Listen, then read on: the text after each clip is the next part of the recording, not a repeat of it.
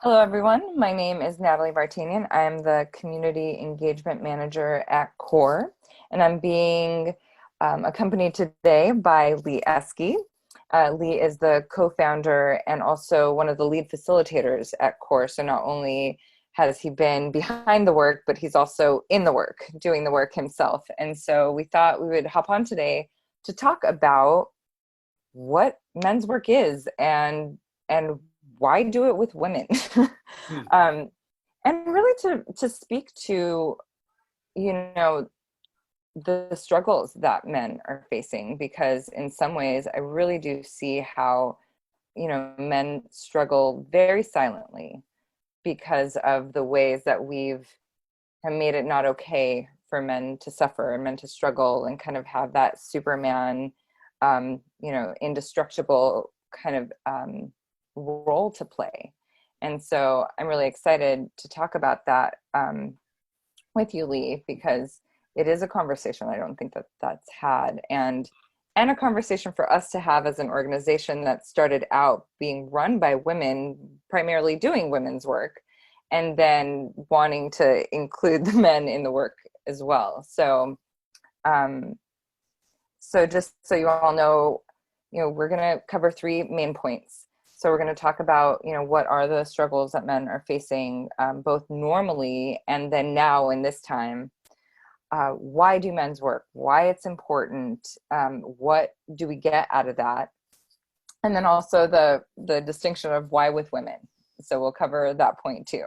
Why do men's work with women? So I will kick it off to you, Lee, for you to maybe share, what do you see as some of the struggles that men are facing, and both in your own personal experience and kind of what you see in the Mm. space. Yeah, thank you, Natalie. And it is my personal experience. I appreciate the way you framed that. I've just, as you were sharing all that, I was just kind of connecting to my own journey as a man and my own rites of passage. And man, do we all go through it? I mean, everybody, all humanity goes through their own journey, right? And Yes. I love this opportunity to share what you and I talk a lot about at CORE Yeah. with the guys out there. And you know, rites of passage, I think what men struggle with today is probably an acute lack of a rite of passage into adulthood. I mean, if we kind of boil it down to the basic, to the kind of Right. under problem, is we don't live in a society where men are initiated into adulthood, into manhood, and initiated even beyond initiated, but like affirmed in, like Right. Right. Because I affirmed in. saw that kind of, it's like this expectation to go from child to man, just like overnight somehow, without any guidance or fostering or cultivating or encouraging what that even Yeah, means. that's right. And there used to be a lot of guidance. And so, I mean, I think men struggle a lot with that. We struggle with broken families. We struggle with a lack of leadership among men. We struggle with lack of role models, of good role models. And on top of that, the current men's movement kind of came out of the 1990s, which was also a response to the need to define ourselves again as men in the face of feminine power, in the face of women claiming their femininity. It kind of left men with, okay, well, who am I? And so one of the basic, I think the Like basic, a some, collective confusion of like what does it mean to be a man yeah, now? yeah, and a kind of collective shame. And I think that's what a lot of Mm, men endure. I think a lot of men these days experience shame around being men, a lack of affirmation that it's good to be a man, and that I can be an adult empowered man, and that's a good thing for me and for the world. I think, boy, that's a leap yeah. right there to say, if I step into my power as a Wow. man, it's a good thing for the world. And I also think purpose. Mm, Men want to know, all of us, but I think men also in a particular kind of way also want to know, what's my purpose? What gift am I giving to the world? Because that's part of the men's journey. The men's and women's journey are very similar, very complementary, and also specific and unique. And that may be a conversation for another day, but one of the things that men need is mhm. is a sense of purpose. And I think those are things that men struggle with. And as you and I have talked about, and you've mentioned, I think there's also loneliness. We live in a culture of isolation, and a lot of men, we spend a lot of time alone. and without that affirmation and that confirmation of our masculinity by men or women. Those are some of the Right, problems. and that depth and that depth of relationships too, because I really firmly believe we all want intimacy and to really be loved and seen and gotten, like, and it's okay to just be who you are, you know, be the man you are, be the father you are, the brother you are, the uncle you are, what, just like your own version of that, but we don't feel like we can be, and then we don't feel like there's people we can talk to about this, and so again back to that, like, suffering silently, Yeah. and like there's nowhere to go and no one that I can be in this both struggle and inquiry, like what does that even mean, how do I even get out of this place that I'm feeling. Yeah. Yeah. Yeah. And I think the current cultural situation, especially around COVID and kind of the state of the Mm. world, it's just exacerbated it. You know, it's made it worse. So there's more isolation, there's more distancing, and less connection, less community. And I think these are some of the things that men are struggling with right now. Yeah, and which is why I really want to spend, you know, a good portion of the time talking about, like, why do the work? Why do men's work? Why pursue a path of inquiring around this, of facing it, of, you know, and what does that even mean? Yeah. Because I know that, like, I can see, I can even hear some of the guys like, oh man, just like ignore it. Just like keep, you know, it's not going to change. It's not going to get better. Like, what's the point? You know, that kind of, let's just ignore it and hopefully it gets better kind of Yeah. Well, energy. and yes, and I mean, if we just bottom line it, it doesn't. I mean, by ignoring things, it doesn't. You know, there's kind of two shadowy tendencies that we have. One is to pretend that things aren't the way they are, and to kind of hope they'll get better, right? And that kind of means ignoring it, right? And or the other tendency, which is also kind of a man's tendency, is to want to fix it, and that's great. It's like we want to fix it. But there's a deeper path, which is integration, which is, I mean, I think part of the issue that we have with ourselves now, it's not to get too heady about it, but we're disintegrated. We're kind of blown apart into parts. And there's a deep yearning, I think, for me to be able to be me in the presence of myself and with you. You know, it's kind of the deepest human journey, right? Can I be me, all of me, without, because as far as we reject or suppress or deny, that stuff's going to just come out sideways, as we know, as any of us who've experienced addiction or acting out or stoicism or any of these thousand ways that, ignoring things, it doesn't work. It leaks and comes out another way. And so why we do men's work, I love that question, is we do men's work because we need it. And we do, the phrase men's work is, I guess a modern word for men coming together in community and seeking healing and maturity and growth together. And that's kind of how I would say what men's work. Thank you for delineating that, because I think there is this question too of, like, what do they even mean by men's work? Like, what is this work men are doing? And Right. and to kind of the brass tacks of it, because again, the reason I love COR is, there is definitely, what we're talking about today around, there's this very, like, profound work that we do, but it's also very practical. Like, there's very much a practical aspect to the work, whatever that means. And so you got to talk about what that offers a man, like, to actually go on this journey, because it is a journey, right? Like, this. Well, and what you just said, Natalie, reminded me, part of men's work is that it actually happens in reality. And what I mean is that we can read about things. I mean, you and I have probably read our share of self-help books. And oh my God, libraries.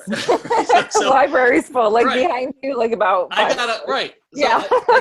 And there's a gift to be had in reading a self-help book, and there's a gift to be had in therapy and counseling and mentoring. There's a gift to be had, but there is a deeper and more profound and maybe exponentially impactful gift that happens when we get together and we do the work we dive deep and seek that healing and that maturity together in the presence of other people and skilled facilitators. That's a different ball game that can take those other things that we've learned, like the head knowledge from the book, which is awesome, and bring it into reality. So when you talk about practical, I don't think there's anything more practical than men's work, or any work that brings us to maturity, integration, and healing, because it makes us much more effective in the world instead of dealing with all the kind of imaginary, games that we play with ourselves alone.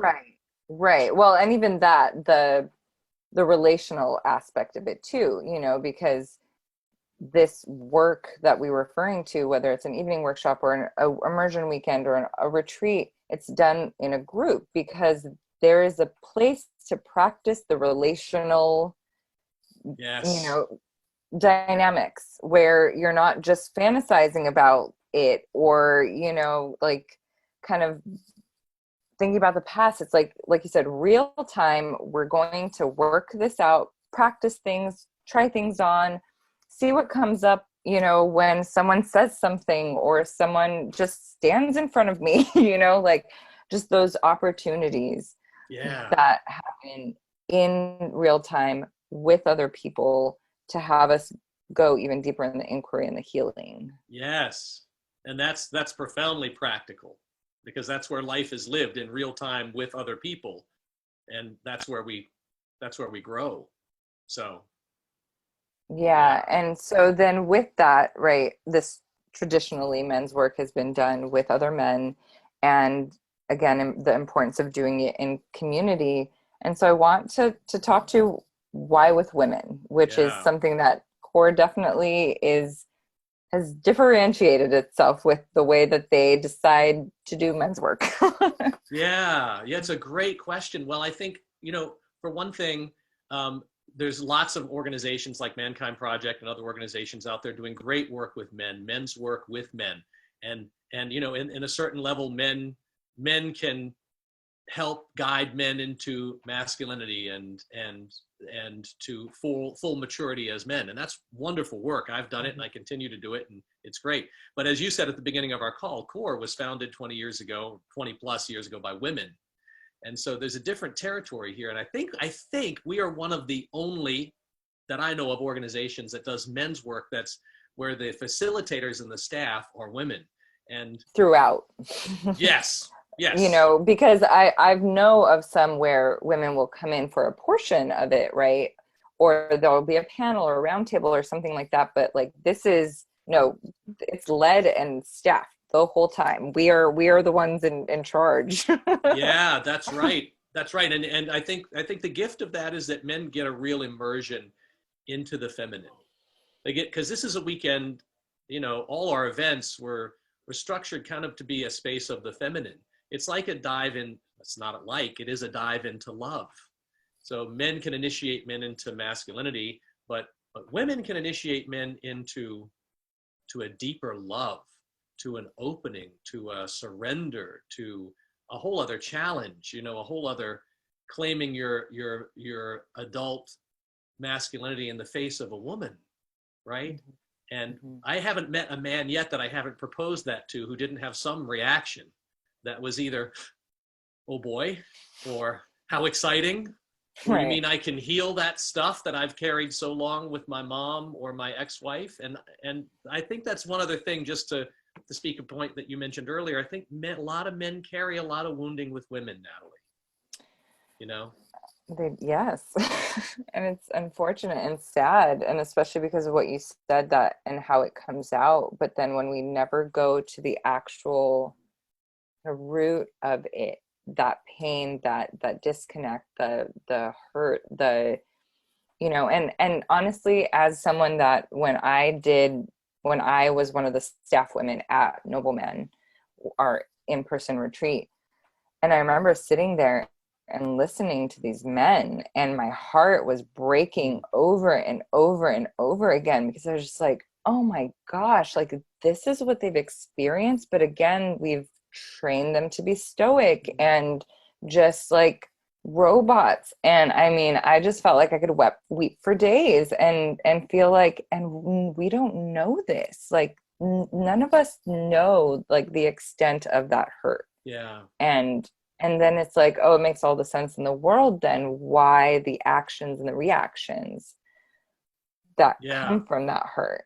Yes. And it's such a, and you and I've been there so many times at these weekends, events, immersions, retreats, where the healing that happens when we allow that depth of pain to be explored with compassion and care and courage, and we Yes. hold that space with so much love, there is a profound healing that happens. And men leave never this, it's a whole different ballgame when we walk out of that.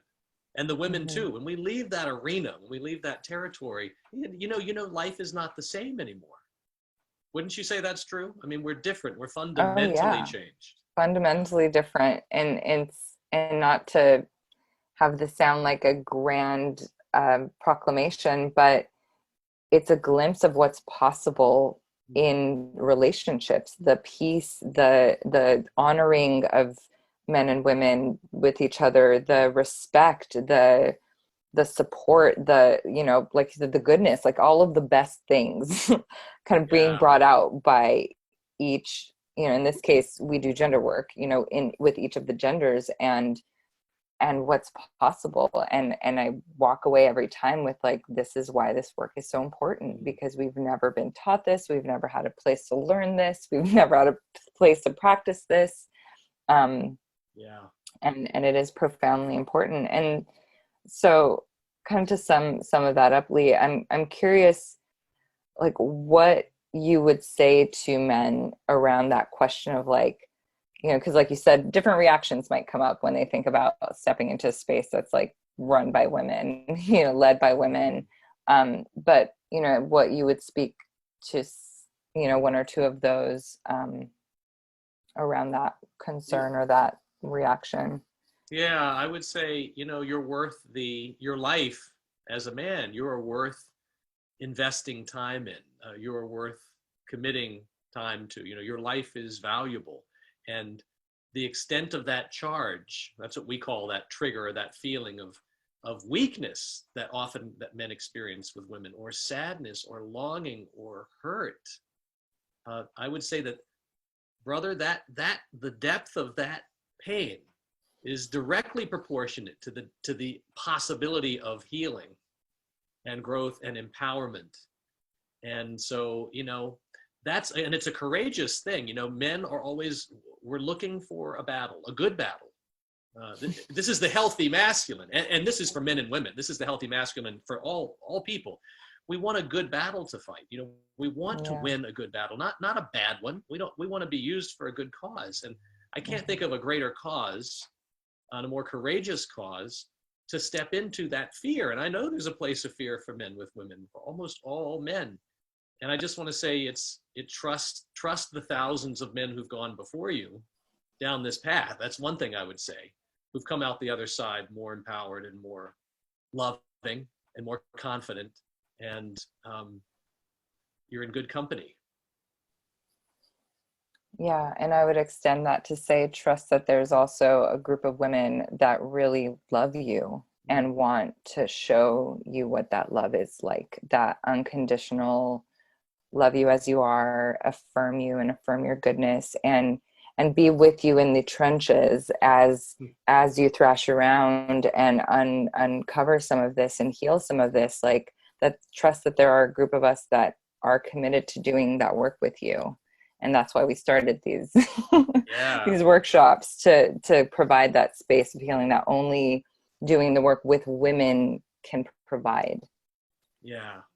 Yeah. It's such a beautiful space you all create too. I mean, the women who Yeah, come, it's a miraculous space. So it is. And it's a courageous one. So men, if you are up for the challenge and the good battle, as Lee said, and to have a space to show up as yourself and explore some of these pain points, some of these struggles, some of these challenges in relationships with other women, whatever role they are in your life, your mom, your sister, your aunt, your colleague, your boss, your, you know, business partner, whoever they are, like to be able to have that be even deeper, stronger, truer, more honest, is possible at these events. And so we are doing monthly evening workshops, 2 hours, a really easy, cost-effective way to get a taste of the work. We're doing those virtually every month. And then we're doing 2-day immersion weekends. So, I mean, the benefit of, in some ways, you know, having to shift our work to virtual is that you could do it from the comfort of your home, wherever you are, instead of just, you know, we usually do them in California and Florida. So we would love for you to join us. So July 30th and August 27th are the next evening workshops. And then September 12 to 13 is our immersion weekend. And you can find all of this on our Facebook events page, on our website, corexperience.com, under the calendar.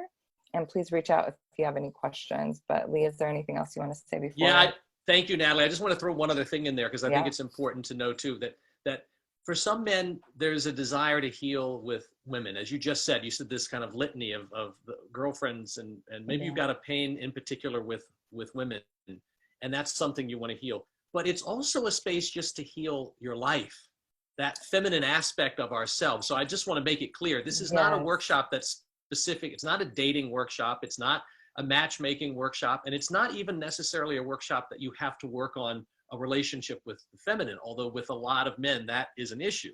But it's also if part of you is stuck in life, or feeling not met or not loved or not empowered, it's a powerful venue, even if it's not specifically around, you know, a relationship with women. So I just wanted to say, it's, you know, it's both of those paths are possible. Yes, because to cherry on that sundae, you know, those parts that probably cause you pain are probably the parts that you've rejected, that are those kind of more feminine aspects, those, your emotions, your heart, your, you know, like all of those parts that we've, you know, this is a space to reclaim them and really, like you said, integrate them and really see the gifts in them. Yeah. Thank you, Natalie. Thanks for making the time. Thank you, Lee. For this. Thank you so much. And we really hope that you all can join us at one of our next evening workshops, immersion weekends, and then once we do in live in person again, our Nobleman weekend retreats. So thank you so much, and hope to see you soon.